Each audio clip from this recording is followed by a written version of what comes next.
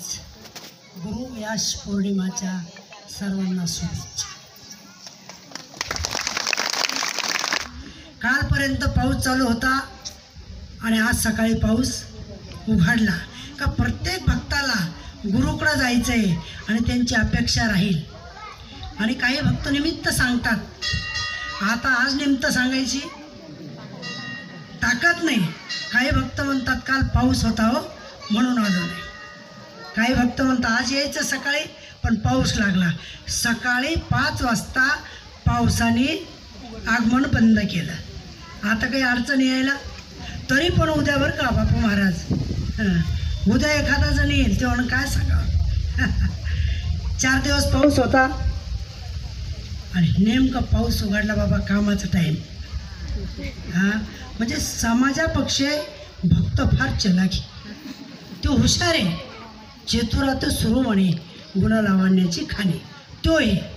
परंतु आपण हुशार आहे, आपण त्याला फसवतो. तो कसाही वागला तरी आपण त्याला नाव ठेवतोच देवाला. काही लोक गुरुलाही नाव ठेवतात, गुरु तर करतात पण नाव ठेवतात. म्हणूनच मी आधी सांगितलं का बाबा, तुम्हाला जर गुरु करायचा असेल तर खूप शोधून करा, मग पुन्हा नाव ठेवायची गरज नाही. आणि जर तुम्ही गुरु करून आणि जर नाव ठेवलं तर निश्चित तुम्ही मोक्षपदाला जाणार नाही. म्हणून गुरु ओळखून करायचा, गुरु पाहून करायचा, गुरु छानून करायचा. जर तुम्ही गुरु छानून केला तर आयुष्यभर तुम्हाला कमी पडणार नाही. आयुष्यभर तुमच्या मागे संकट येणार नाही. आयुष्यभर तुमच्या संसारामध्ये काही उणीव राहणार नाही. लोक माझ्याकडे येतात, बरेच म्हणतात बाबा मागच्या वर्षी आमच्या शेवग्याला फार किडा लागला. मनी जर तुमचा भाव असेल तर देव पावल्याशिवाय राहत नाही. आपल्या मनी भाव पाहिजे. आणि काही लोक, बरेच लोक माझ्याकडे येतात, म्हणतात बाबा आम्हाला गुरु करायची पण कोणालाच मानत नाही, आमची श्राद्ध नाही. पण स्वतःच्या जीवावर तरी श्राद्ध आहे ना, म्हणून तर जगतो. मग मनाचा गुरु, मनाने ध्यान लावायचं आणि भगवंताचं चिंतन करायचं. निश्चित तुम्हाला ते गुरुचा आशीर्वाद भेटल्याशिवाय. पण मनाचा गुरु माणूस करूच शकत नाही. इतका चपळ आहे माणूस, इतका चपळ आहे की गोबरा भरा, कोबरा का गोबरा, कोबरा त्याच्यापेक्षा मनुष्य चपळ आहे. मग याच्याकरता काय करायचं? गुरु करायचं आहे. गुरुने एकदा लावणी हाता कुरवाळीला माथा, सांगितली चिंता न करावी. तुम्ही थोडं पुढे आहे असे सुतात या, अजून पाहिलं नाही. आता पायाकरता माझ्याकडे 2 किलोचा नाही 5 किलोचा हार आहे. मला एक तर वागता येईना, त्यात पुन्हा मागं पाहायचं म्हणलं बरोबर आहे का नाही. सर्व भक्तांना माझी विनंती आहे, आज गुरु व्यास पौर्णिमा, गुरुजींना पूजा सुंदर केली, पैठणहून आले आणि सुंदर सेवा केली. त्याच्यानंतर ज्या मुलांनी, किती मुलं होते?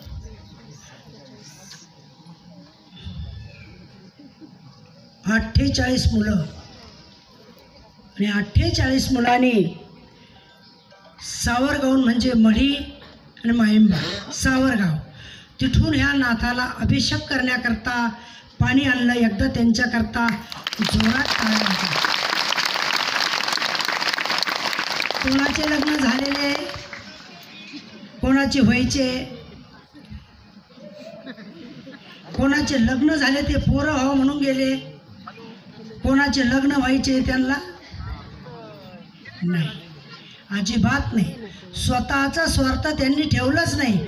त्यांनी फक्त एक स्वार्थ ठेवलं, नाथ बाबाला अभिषेक करायचा आणि आपले महाराज, आमचे गुरु महाराज सुखी राहो आणि मग मात्र आम्हाला आशीर्वाद मिळाल्याशिवाय राहणार नाही. कारण कुणी असो, डोकं दुखल्यानंतर घरातल्या लोकांनी विचारलं तुम्ही जेवून घ्या तर घरातला माणूस तापतो. काय म्हणतो, थोडं थांब ना, दम नाही निघत का, माझं डोकं उठलं. महाराज जर सुखी नसेल तर आपल्याला आशीर्वाद देतील का? मग त्यांना सुख कशाने मिळेल याच्याकरता ह्या पोरांनी संकल्प केला आणि महाराज सुखी राहावं याच्याकरता तिथून पाणी आणलं. दुसरी गोष्ट, नादभक्त आमचे केसापूरचे अण्णा, अजून बरीच मंडळी, केसापूरकरांनी मागच्या वर्षी म्हणजे सप्त्याला तिथं जाऊन विनंती केली का बाबा तुमचे डब घेऊन तुम्ही या. डबच म्हणतात का, डबच ना, तुमचे डब घेऊन तुम्ही इथे या. ते म्हणले आम्ही कुठं जात नाही, पण तुमच्या पाऊल आमच्यापर्यंत आले आणि मग आम्ही तुमच्याकडं येतो. मागच्या वर्षी जाऊन सांगावं लागलं आणि ह्या वर्षी मला असं वाटतं ते डब घेऊन स्वतः आले, फक्त कावळ्या हाती निरोप मिळतात. इतकी माहेराची आस असावं. जुनी म्हण नाही का, कावळ्या हाती जरी निरोप आला तरी मुलगी पळत चालती, तसा या मंडळीला कावळ्या हाती निरोप गेला आणि तरी ती मंडळी अगदी त्यांच्या साधना घेऊन नाथ भक्त येते. दरवर्षी मढीला जातात आणि कानिफनाथाचं त्यांच्या तिथं पण मंदिर आहे, सुंदर सेवा करतात. ज्यांच्या शरीरामध्ये कानिफनाथाचा प्रवास आहे असे आमचे अण्णा, तेही इथं वाजना करता आले. बरोबर आहे, यांच्या सांगत आहे कानिफनाथाचा प्रसाद त्यांच्याकडे आहे, खूप सुंदर सेवा करतात. असेही लोक आपल्याकडं मदत करण्याकरता आले. ही मंडळी पण आली आणि सगळेच आले, सगळ्यांनी मदत केली येण्याची. किमान येण्याची मदत कमी आहे का? या वर्षी 56 भोगाचा जो नैवेद्य आहे ती सैदपूरची अर्चना,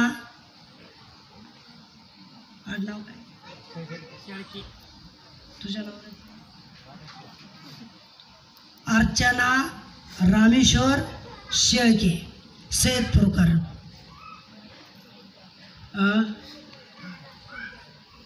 तिकडं का मंठ्याच्या मावशी पण, म्हणजे शुभम जो आहे त्याच्या घरून नैवेद्य आला.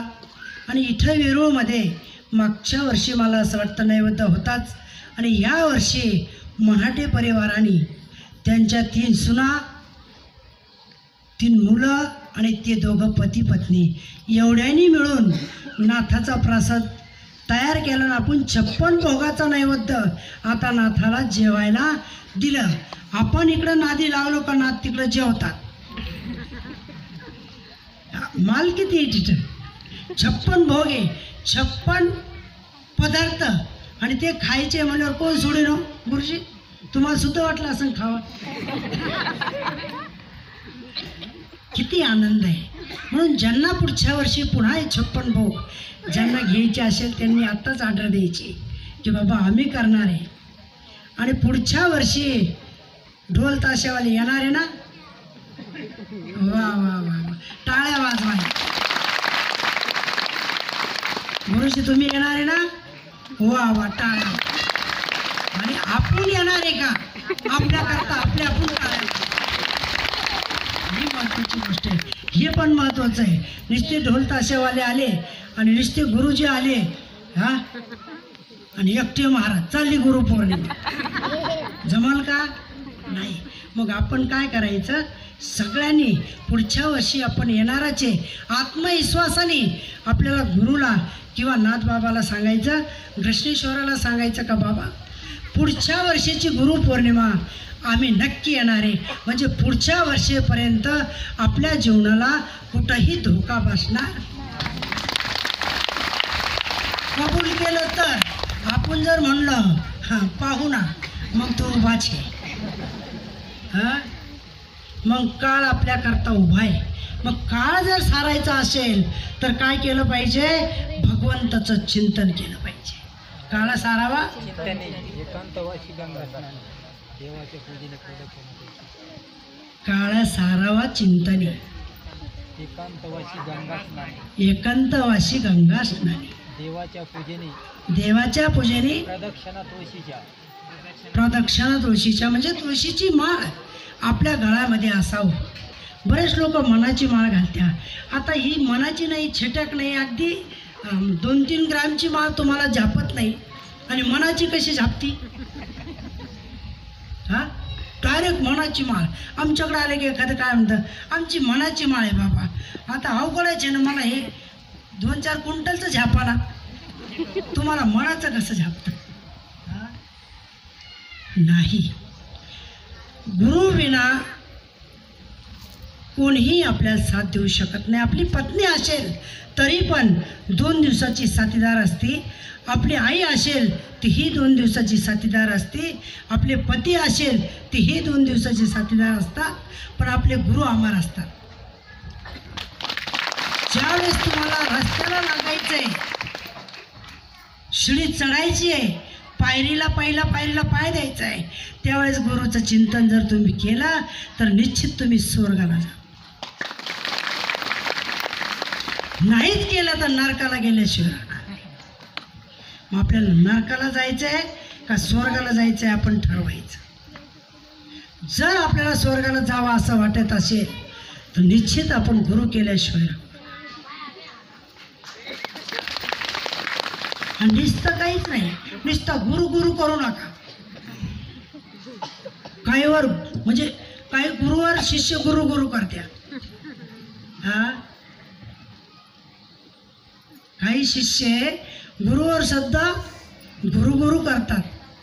अशा शिष्यांचं किती कल्याण होईल तुम्हाला असं वाटतं? सगळेजण सांगा मला, अशा शिष्याचं कल्याण हा जास्त होईल. गुरु केल्यानंतर गुरु आज्ञा पाळणं ही महत्त्वाची गोष्ट आहे. लग्न झाल्यानंतर पती आज्ञा पाळणं ही महत्त्वाची गोष्ट आहे. आणि लग्न झाल्यानंतर आपली ग्रहलक्ष्मी आपण लक्ष्मी मानणं महत्त्वाचं आहे. ज्या पुरुषांनी लग्न केलं आणि त्या पतीला आपल्याकडून त्रास होत असेल तर मला असं वाटतं आपल्या पुढील जन्मामध्ये आपल्याला पत्नीच नाही भेटत. जे सांडे आत्ता यांचं मागचं पापच. मागच्या जन्मामध्ये त्यांनी आपल्या पत्नीला फार त्रास दिला. मग देवाने पाहिला आता ह्या जन्मात बरं आता तुझा बेत. हा, मग आता किती मुलं इथं बरं बिना लग्नाचे? हा, अरे तेच नाही हो, एका गावात 100 मुलं आहे. हे मागच्या जन्माचं पाप आहे. ज्या पत्नीला आपले पती परमेश्वराशी जर मानले नाही तर निश्चित आपल्याला पाप झाल्याशिवाय राहत नाही. पुढच्या जन्मामध्ये काहीचे लग्न होताच पती संपात्या, काहीच्या अर्ध्या वयात संपात्या, काहीला एखादा मुलगा असतो तेव्हाच संपात्या. फक्त हे मागच्या जन्माचं पाप. म्हणून ह्या जन्मामध्ये कळत असताना पाप करायचं नाही. आणि ह्या जन्मामध्ये आपण मनुष्य जन्माला आलो म्हणून गुरु केल्याशिवाय राहायचं नाही. कारण आपण कोण आलो? माणसं. आता आपल्या तिथं जनावर आहे, कुत्रे बांधलेले, गाई बांधलेले आहे, त्यांना गुरु करणं शक्य आहे का? मग ह्या जन्मामध्ये जर तुम्ही गुरु केले नाहीत पुढच्या जन्मात तुम्हाला बैल, गाय, डुक्कर, म्हैस, बिबट्या आला आला आला. हा, बरोबर आहे का नाही? हा, बरोबर आहे का नाही? मग ह्या जन्मामध्ये मनुष्य देह आपल्याला काही किमतीचा मिळाला. अरे नाही, हे 5 बोटं जर तुटून गेले तर याची किंमत काय तुम्हाला माहीत नाही. एखाद्याचा पाय गाडीमध्ये गेला, तो जर तुटला तर डॉक्टर सांगतात आता त्याला पर्यायच नाही. किती फजिती होती. एक नख केवढ्याचं, एक नख गेल्यानंतर ते जर नख आलं नाही आपल्याला, किती फजिती होती. हे सगळं नरदेह, हे शरीर, हे काही किमतीचं आहे. मग याच्याकरता काय केलं पाहिजे की बाबा चांगलं वागा, दारूमुक्त व्हा, व्यसनमुक्त व्हा. सुखी संसार जर करायचा असेल व्यसनमुक्त झालं पाहिजे. आणि व्यसनमुक्त झालं की माणूस मात्र माणसासारखा वागल्याशिवाय राहत नाही. बरेच लोक मला विचारतात, महाराज पौर्णिमेच्या दिवशी ते विषय घेऊ नये, पण पर्याय नाही. बरेच लोक मला विचारतात, महाराज मग जर आम्हाला तुम्ही सगळ्यांना माळी घालायला लावतात, व्यसनमुक्त असं म्हणतात, तर मग हे बाकीचं कोणाला आहे? अरे भडव्या, हा तुझा मुलगा का पण तू खाय, तुला कसं वाटेल? किती वाईट वाटतं. कोणाचा तरी एक आत्मा आपण खातोय, कापतोय, याच्याकरता किती वाईट आहे. तुम्हाला जर याच्यामधून तरायचं असेल, ते खाणारे राक्षस आहे. तुम्हाला सगळ्यांना राक्षस थोडं व्हायचं आहे. काही माणसं पण पाहिजे, काही राक्षस पाहिजे. मनुष्याला ते करायचं नाही. महिला मंडळी आपल्या पतीची चांगली सेवा करायची, पुरुष मंडळी आपल्या पत्नीची चांगली सेवा करायची. महिला मंडळीला रोज संध्याकाळी दर्शन घेतलंच पाहिजे पतीचं, आणि पतीना त्यांच्या डोक्यावर हात ठेवलाच पाहिजे.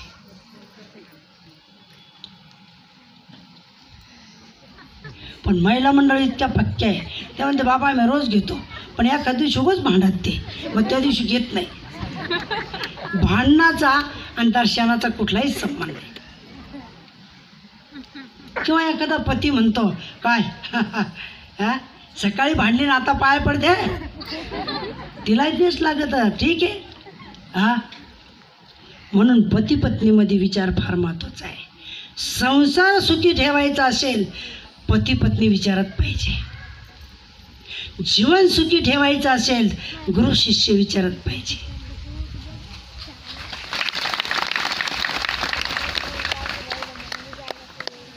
फार महत्त्वाची गोष्ट आहे. त्याच्याकरता आपण गुरु करायचा आहे. ज्यांनी ज्यांनी गुरु केलेला असेल त्या गुरुचं आज दर्शन घ्या. ज्यांनी गुरु केलेलं नसेल, ज्याला वाटत असेल का आपल्याला आज गुरु करायचे, तुमची जिडं इच्छा असेल तिथं जा, पण गुरु करा. गुरु असा असतो की गुरु फार मनाचा आधार असतो. गुरु जीवनाला तरुण नेतो. गुरु जीवनाचा घराचा खांब जसा असतो, त्याच्यावर स्लॅब असतो, तसा तो घराचा आपल्या गुरु आपला खांब असतो, आणि मग आपण त्याच्यावर तरंगतो आपण त्याच्यावर. इतराचा लेखा कोण करे, गुरु केला पाहिजे. आणि गुरु उगाच शेजाऱ्याने केला म्हणून मी करायचा असं नका. पुन्हा पुन्हा मी तुम्हाला सांगेन, गुरु करायचा आहे पण विचार करून करायचा आहे, आणि गुरु करायचा आहे पण पाहून करायचा आहे. तुका म्हणे येथे पाहिजे जातीचे, येड्या गबळाचे. गुरु पण येडा गबळ नाही पाहिजे आणि शिष्य बी नाही पाहिजे. काय गुरु सुद्धा येडे गबळ आहे हो. ते आधी दक्षिणा सांगतात, माझ्या हातात माळ घालायची का, चला 1100 रुपये माळ. अरे आपल्या मुलाचं जर आपण रक्त शोषण करीत असेल तर मला असं वाटतं असं गुरु करू नका. इच्छा आहे त्याची, त्याला माळ घालायचं आहे, पण गुरुची आठ आहे 1100 रुपये. कान फुकायचे, कुठून आणले तो ते कान फुकायला? हे तोंड कुठून आणलं गुरुने? ते भगवंतानेच दिलं. काही पुण्याना तू महाराज झाला, काही पुण्याना. बहुता दिवसा बरोबर आहे का नाही? मग तू काही पुण्य केलं असेल मागच्या जन्मामध्ये आणि म्हणून तू महाराज झाला. मग महाराज झाला त्याचा जर तुला अभिमान आला, मला असं वाटतं पुढच्या जन्मामध्ये तुला कुत्रसुद्धा होता नाही, किडा होईल. किडा कोणचा? एकाच दिवसाचं जीवन आहे. पाकुळी खूप निघतात, बदा निघतात, आणि दुसऱ्या दिवशी पाहिले का फक्त त्यांचे पंख सापडतात, काहीच सापडत नाही. आमच्यासारख्याने जर अन्याय केला समाजावर तर आम्हाला तो जन्म मिळतो. मग तो जन्म आम्हालाही नाही मिळो म्हणून तुमच्यासारख्याची सेवा आमच्याकडून घडली पाहिजे. आम्ही सेवक आहे. हक्काने तुम्ही येतात, आम्हाला सांगतात बाबा. मग त्याला घडवण्याकरता आपला गुरु जर असेल तर गुरुला विश्वास ठेवून ऐकलंच पाहिजे, फायदा होतो. म्हणून गुरु कशा करता करायचा? ह्या जन्मात पुण्य झालं पाहिजे, पुढचा जन्म पुन्हा आपल्याला चांगला भेटेल. आता काहीची इच्छा असते, मी जर पत्नी होऊन असतो, स्त्री होऊन असतो तर मला किती ढागडागिने घालायला भेटले असते. ढागडागिने पाहिल्यावर काही पुरुषाला त्याचं काय होतं, मोह तयार होतो. आणि मग तो सांगतो अरे किती डाग आहे नाकात ना त्यांना, ज्याच्या नाकात नाक त्याची लोकात पत. आमची लक्ष्मीबाई इकडं आमच्या दामोन्नाच्या घरच्या नाकात नव्हती. आणि हे डाग पाहिले की अण्णांना सुद्धा वाटतं की बाबा पण तुम्ही अडचणीत येऊ नका, पुढचा जन्म तुम्हाला बदलून. जे मनात भावलं आणि जे मरत्या वेळेस दिसलं किंवा सुचलं ते जन्माला येत्या वेळेस घडतं. जे मनात आलं ते, बरोबर आहे का नाही? म्हणून आता कशा करता गुरु करायचा, गुरुपासून आपण ज्ञान घ्यायचं आणि ज्ञान घेऊन आपण काय करायचं, त्याचा ह्या जीवनाचा सार बनवून घ्यायचा. अरे संसार म्हणजे काय, काय म्हणतात त्याला? घर, शेती, पैसा, बँक, डाग दागिने याला संसार म्हणलं गेलं नाही. ही तुच्छ आहे. कारण याला जर तुम्ही संसार म्हणले असते, येताना घेऊन आले असते, जाताना घेऊन गेले असते. येताना काही आणत नाही, जाताना काही नेत नाही, त्याला संसार म्हणतात. येताना काही आणलं कोणी? आता खूप पैसे मग आपण नेणार आहे? अजिबात नाही. 1 रुपया सुद्धा जुना पाहतात.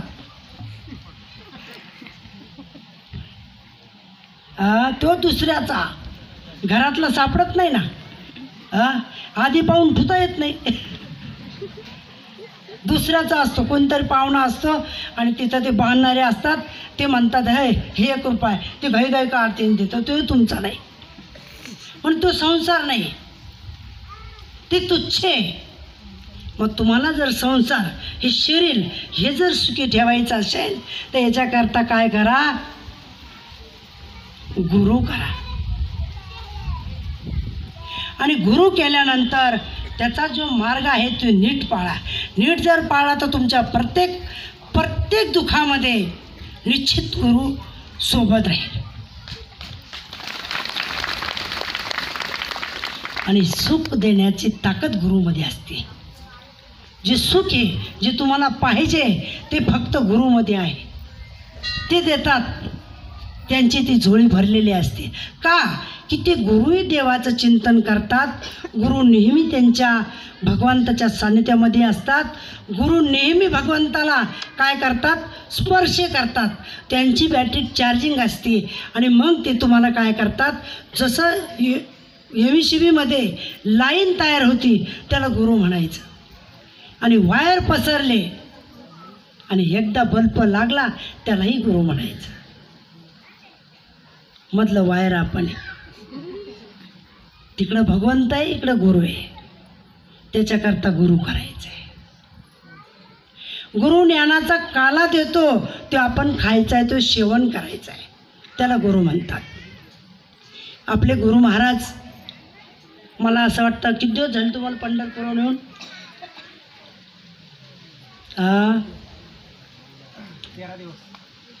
13 दिवस झाले. 13 दिवस झाले. तेव्हा मला असं वाटतं उत्तम भाऊ, सुदर्शन भाऊ, बापू, अजून कोण होतं? दादा, अजून महाराज, एवढे लोक पंढरपूरला गेले. बाळा तर आहेच आता, ते तुमच्या मागं. काय घोड्यामागं काय? शिंगरू. तर एवढे लोक गेले आणि त्या ठिकाणी मुक्काम केला. आणि महाराजांनी सगळ्यांना सांगितलं आता आपण दर्शन होईल का? गर्दी फार आहे. यांनी सांगितलं प्रयत्न करू. पण तिथं सगळं बंद होतं, पास बीस सगळं बंद होतं. दर्शन होणारच नाही चक्रात्मा. चंद्रभागेमध्ये स्नान करू आणि चला मुखदर्शन करू, प्रदक्षिणा घालू म्हणून यांनी ठरवलं. परंतु महाराजाच्या मनामध्ये देव पाहायशी गेलो तिथं देवच होऊन ठेवलो. महाराजाच्या मनामध्ये आलं का आता इथपर्यंत आलो, पांडुरंगा सांग ना, काय मी उद्धार पावीला कृपा करील नारायण. सांग पांडुरंगा का नाही भेट झाली. पांडुरंगाने येऊन भेट दिली, 2.5 रुपये हातामध्ये दिले. आणि ते 2.5 रुपये दिल्यानंतर आपले महाराज फार साधे भोळे, फार साधे भोळे. 2.5 रुपये दिल्यानंतर सगळ्याला दाखवू राहिले, पहा ना त्या साधूना मला 2.5 रुपये दिले, पहा ना. अरे पक्का जर साधू असताना आपलं हित करून घ्यायचं, लोकांशी काही घेणं नाही. सगळ्याला दाखवले, 2.5 रुपये दिले, मला मूठ झाकून दिले. हे पहा ना, पांडुरंगाने भेट दिली. त्याच्याकरता असा गुरु करायचा. पुन्हा मला असं वाटतं, मढीला गेल्यानंतर जे दत्ताचं भक्त कुत्रे असतात, वहन कुत्रे आहेत दत्तापाशी, अशा त्या स्वान त्यांनी पुन्हा भेट दिली. हे सोबत होते, तुम्ही नव्हते त्या दिवशी, ही मंडळी सोबत होती. हातावर हात दिला येऊन, हातावर हात ठेवला येऊन, आणि पुन्हा त्यांच्या मार्गाला सुरुवात झाली. अशा गुरुच्या संगतीमध्ये देव झाले पाहिजे. अशा गुरुच्या संगतीला माणसाला काय झालं पाहिजे, काय झालं पाहिजे, स्पर्श झाला पाहिजे. जर ते देवाला निघाले तर आपण जायचं.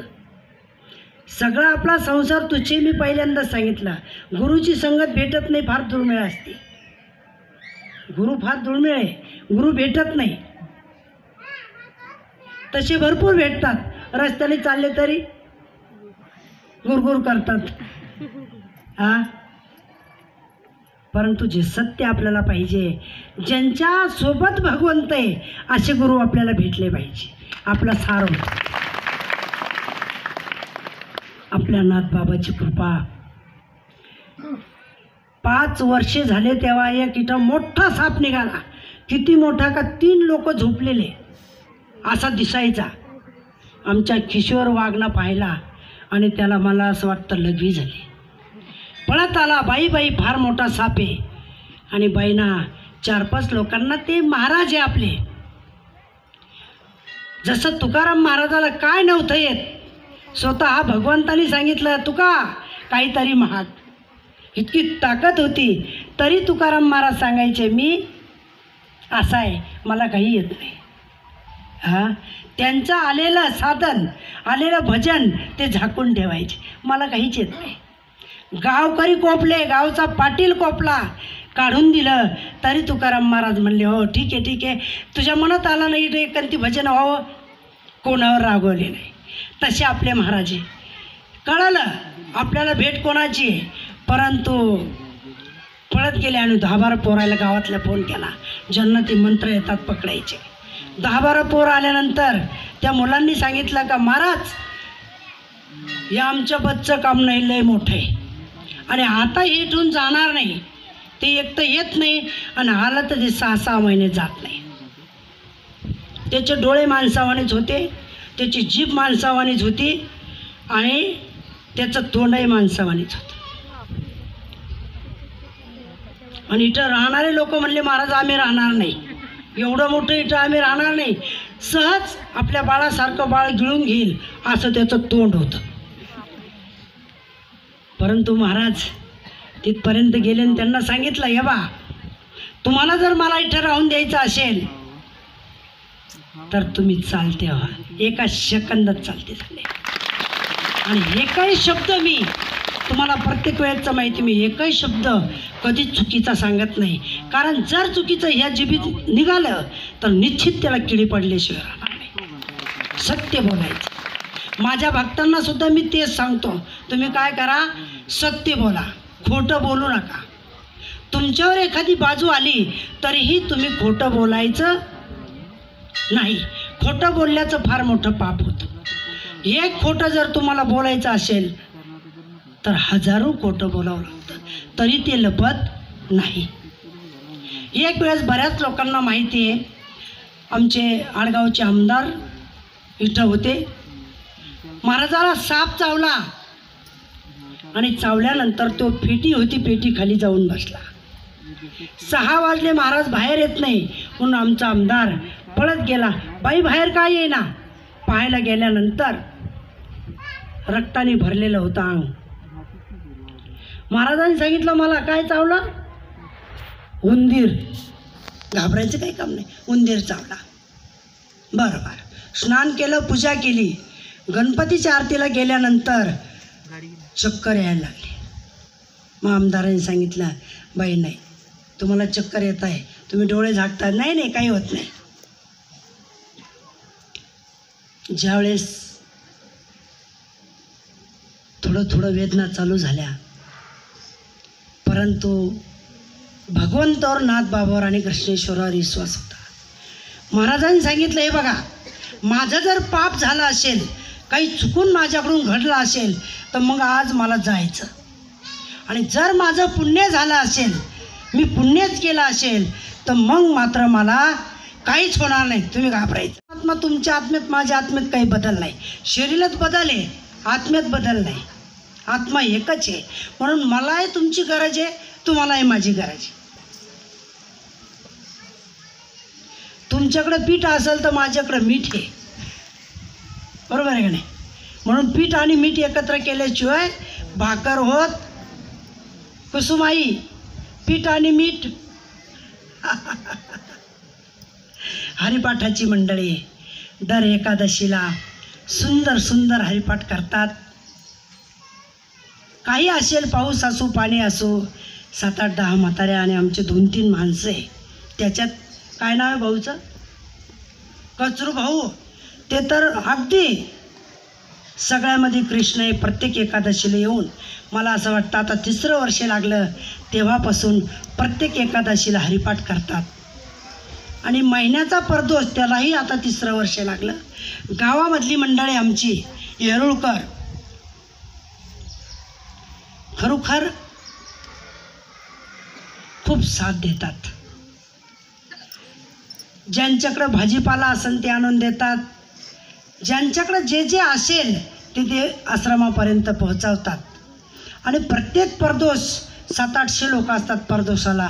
आतापर्यंत 3रं वर्ष लागलं, गावाचाच परदोष आहे. एकदा त्यांच्याकरता टाळ्या. आणि एकदा आमच्या ज्या माय मावल्या आणि भाऊ येतात, कचरू भाऊ, यांच्याकरता जोरात टाळ्या. कारण परमार्थ करायचा असेल त्याच्याकरता श्रम घ्यावं लागतात. श्रम घेतल्याशिवाय नाही. नुसतं काल हळद दळायची देवाची, कुसुमाईला बोलवलं नाही तर राग आला पाहिजे. देवाची भक्ती करण्याकरता राग आला पाहिजे. मला का नाही बोलवलं? राग आला पाहिजे देवाची भक्ती करण्याकरता. अरे संसारात तर किती राग येतो, देवाची सेवा करायला कोणालाच राग येत नाही. आता तुम्हाला मी सांगतो, आपण किती लोक आहे सगळे अंदाज. पत्रकार भाऊ, पुढे पत्रकार भाऊ, किती लोक आहे आपण सगळे? हां, एवढ्या लोकायला मी विचारतो, संसाराचा राग घेऊन तुम्ही इथं कोण कोण राहतं?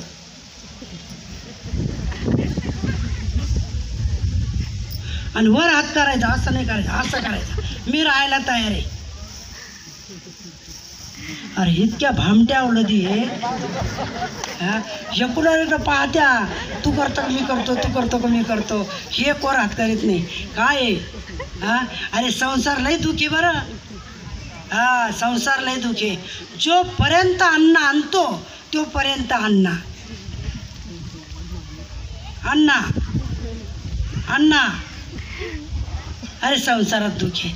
तुम्ही संसार सोडा असं नाही, पण किमान एकदा म्हणा, आयुष्यभर नाही राहत पण 1 महिना सेवा करतो. जाऊ द्या, जास्त नाही. चला म्हाताऱ्या कोताऱ्या नवताऱ्या या, पत्रकार भाऊ या. आपले जोडीदार कुठे गेले?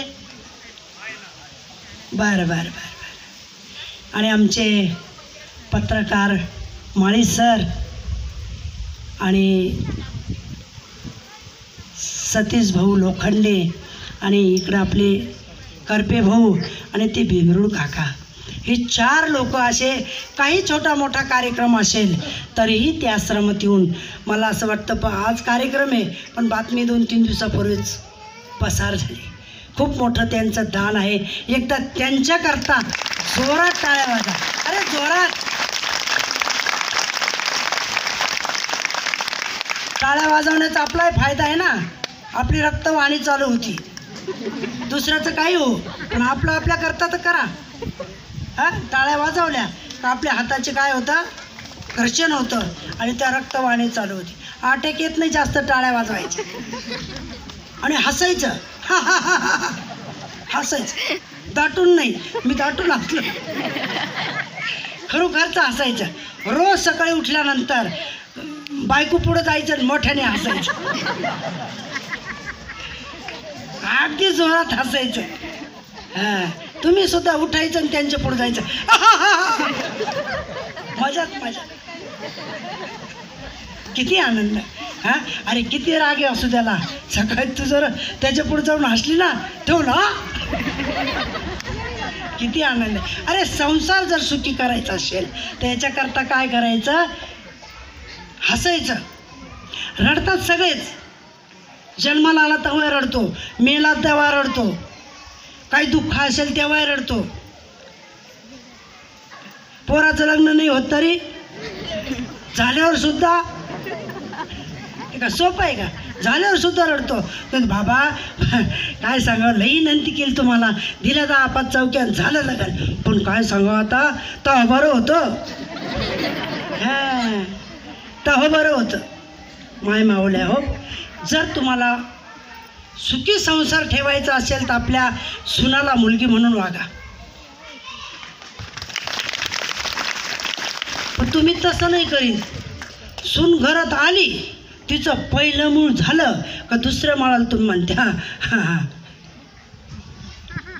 बिघडलं ना पोरग, घेणं नाही देणं नाही, त्याच्या काही मनात राहत नाही, काही ध्यानात राहत नाही. ही बाई म्हणते बिघडलं ना ते, कशाना, हां बायको आली ना, काल म्हणतो तो जेवायला दे, आज म्हणत नाही जेवायला दे. अरे कशाला तुला त्रास देईन तो आता, बरं झालं ना, उलट त्रास मिटला का नाही तुझा. हां, त्रास मिटला ना तुझा, चांगलं झालं. नाही नाही नाही, आपण हातानं घरात ग्रह बोलवतो, हातानं दुःख बोलवतो, दुःख हातानं बोलू नका. सुखी संसार ठेवायचा असेल तर मुलीला काय समजायचं, सुनाला मुलगी समजायचं. आणि तुम्हाला तुमचा पुढला संसार सुनाय हो सुखी जर करायचा असेल, तुम्ही तुमच्या सासूला आई म्हणायचं आणि सेवा करायची. रागू द्या, तो संसार आहे. नुकसान झाल्यानंतर सासू म्हणत असते की नाच झाला, आपल्याला उद्या कामाला असतं, पण तो संसार आपला आहे, तिचं संपलेलं आहे. संसार आपला आहे. आपला संसार चांगला ठेवण्याकरता आपली सासू आपल्याला भुलतीच आणि भुललीच पाहिजे, त्याला सासू म्हणायचं. आपला वडील आपल्याला बोललाच पाहिजे, त्याला वडील म्हणायचं. ज्या वडिलांनी आपल्याला धाक ठेवला नाही असं वाटतं मग तो वडीलच नाही. कुत्राला पिल्लं झाले सोडून दिले, असं जीवन आपलं. आपल्यावर कोणाचा तरी काय पाहिजे, धाक पाहिजे. महाराज तुम्हाला घाबरतात. हां बापू महाराज, तुमचा जर काही विषय झाला, महाराजाला जर म्हणले महाराज तसं नाही, बरं बरं बरं बरं बरं, म्हणजे घाबरतात, आहे का नाही. पण नातं असं आहे प्रत्येकाचं, बरं का, गुरुशी नातं असं आहे, माय लेकराचं आहे. कधी आईनं ऐकायचं असतं, कधी लेकरानं ऐकायचं असतं, त्याला नातं म्हणतात. आमचे पिंपळगावचे सुभाष भाऊ आलेले, मला असं वाटतं नाना भाऊ आलेला आहे, अजून नाटेगावकर आलेले. दर शनिवारी महिन्याच्या काही कामं असो, मोठा शेतकरी आहे, मोठं व्यवहार आहे, पण काही काम असलं का शनिवारला बाई तुम्ही कधी येतात त्या दिवशी सगळं काम सोडून देतात. घरच्यांना समजलं त्या दिवशी हे आवरत नाही, सोडून देतात. आणि आमचे पिंपळगावकर नानाभाऊ हरिपाठ ही आरती करतात. आणि बरीच मंडळी, जानेफळकर आलेले, जानेफळकरांनी भजन केलं, सोनखेड्यावाल्यांनी रात्री भजन केलं, सुंदर भजन केलं. एकदा त्यांच्याकरता टाळ. एकदा जाणेफळ करतात टाळ्या, आणि एकदा जे झोपली इथं आलं त्यांच्या